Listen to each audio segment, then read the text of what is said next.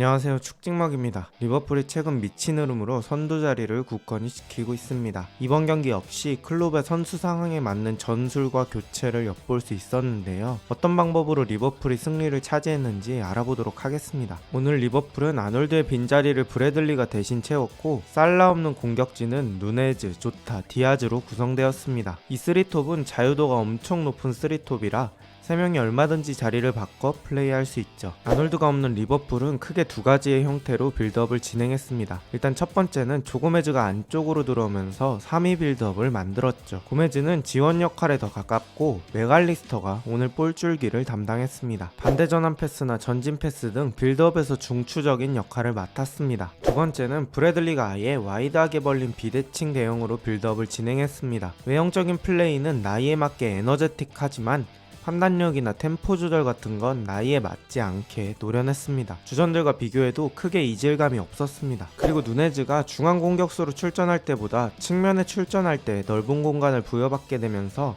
상대 뒷공간이나 반대 전환 시 공을 받아주는 역할을 꽤나 잘했어요. 또 속도가 빠르기 때문에 어떻게 보면 중앙 공격수보다 측면 공격수가 잘 맞을지도 모르겠다는 생각을 했습니다. 반면에 본머스는 최근 좋은 분위기를 이어나갈 때 핵심 전술이 전방 압박이었습니다. 결국엔 리버풀이 이 전방 압박을 대처하는 퀄리티에 따라 경기 분위기나 결과는 크게 좌우될 가능성이 많았습니다. 리버풀 역시 조타가 방향 설정을 해주면서 전방 압박을 진행했습니다. 본머스도 압박을 얼마나 잘 빠져나가는지가 1차 과제였습니다. 여기서 전방 쪽으로 패스가 나가는 본머스입니다. 맥알리스터와 존스가 전방 쪽으로 쉽게 돌지 못하게 만들고 타이트한 압박을 수행합니다. 리버풀은 본머스의 공이 하프라인을 넘기 전에 계속 압박합니다. 맥알리스터는 결국 이 공을 탈취하게 되고 맥알리스터는 비어있는 누네즈에게 바로 넘겨줍니다. 누네즈는 슈팅을 시도해볼 만한 위치에서 공을 잡게 되고 중거리 슈팅을 시도해봅니다. 골키퍼 정면으로 향하긴 했지만 상대를 풀어나오지 못하게 하는 압박 퀄리티는 리버풀이 훨씬 좋았습니다. 그리고 똑같이 압박이 들어왔을 때 리버풀의 맥알리스터가 제 역할을 해줬습니다. 상대 압박을 몸을 돌려서 잘 빠져나와주고 전방 쪽 엘리엇에게 깔끔한 패스를 넣어줍니다. 상대 압박을 벗어나는 퀄리티 자체가 리버풀이 너무 좋았습니다. 그리고 엘리엇이 공을 잡은 순간에 브래들리와 디아즈가 동시에 뛰어줍니다. 두 가지의 경우의 수 때문에 상대방은 쉽게 엘리엇에게 달려들 수 없었고 엘리엇은 침투하는 디아즈를 보며 수비의 사이 공간으로 패스를 넣어줍니다. 비록 상대 수비가 잘 커버하며 코너킥으로 이어졌지만 본머스의 압박이 전혀 먹히지 않습니다. 그리고 리버풀은 반다이크와 코나테 둘 다 킥이 좋기 때문에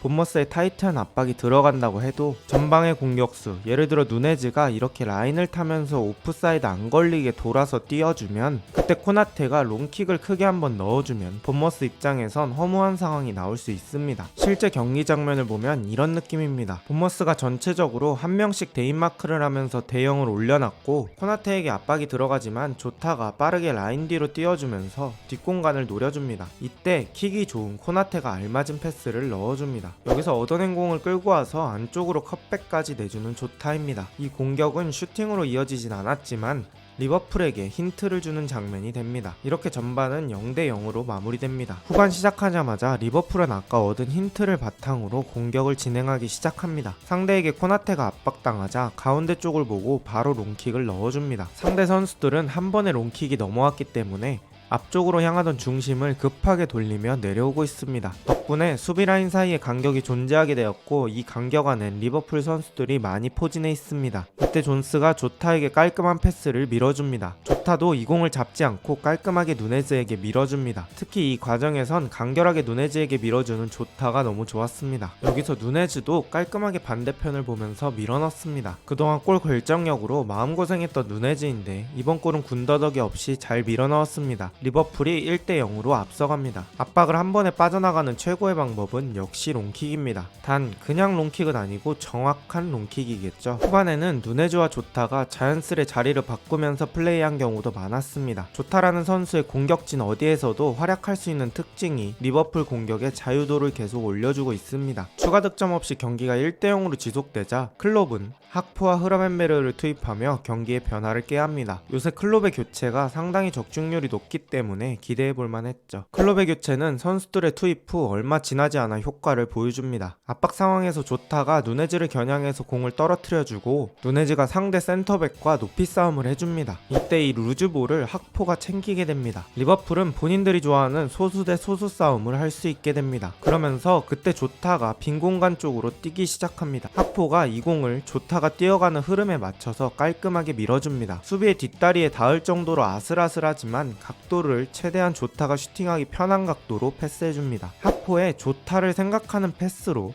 조타가 바로 슈팅할 수 있는 기회가 만들어졌고 조타의 예리한 슈팅은 골대를 맞고 들어가며 깔끔하게 2대0을 만드는 리버풀입니다. 본머스는 이후에도 계속 공격적으로 임했습니다. 본머스 이라올라 감독의 축구가 공을 뺏겨도 그 자리에서 바로 압박이 들어가기 때문에 지금도 공을 뺏기자마자 뒤쪽에서 빠르게 선수들이 달려옵니다. 이때 공을 이어받은 흐라벤베르가 본머스의 즉각적인 압박을 벗겨내고 뽀른반을 시작합니다. 그리고 흐라벤에게 공을 받은 학포가 쉬지 않고 바로 누네즈에게 전달합니다. 학포가 미리 고개를 돌려서 상대 수비가 다가오는 걸 인지했기 때문에 잡지 않고 빠르게 패스를 줄 수 있었습니다. 누네즈가 반대쪽에서 올려준 크로스를 브래들리가 잡아서 다시 조타에게 내주고 조타가 슈팅을 하지 못하고 디딤발에 맞는데 이 공이 공교롭게도 슈팅하기 좋게 떨어집니다. 이 공을 쉬지 않고 그대로 마무리하며 3대0을 만드는 조타입니다. 오늘 조타 자체의 컨디션이 엄청 좋았고 공격진의 무한 스위칭이 빛을 봤습니다. 이후 누네즈의 골이 추가되며 경기는 4대0으로 마무리됩니다. 본머스가 최근에 팀적으로 되게 잘 만들어가고 있었기 때문에 살라와 아놀드가 없이 쉽지 않을 거라고 봤는데 클롭의 리버풀은 강했습니다. 최근에 리버풀을 보면서 빅6 중엔 주전과 후보의 갭이 가장 적은 팀이라는 생각이 들고 있습니다. 게다가 누네즈, 디아즈, 조타, 학포 이런 선수들이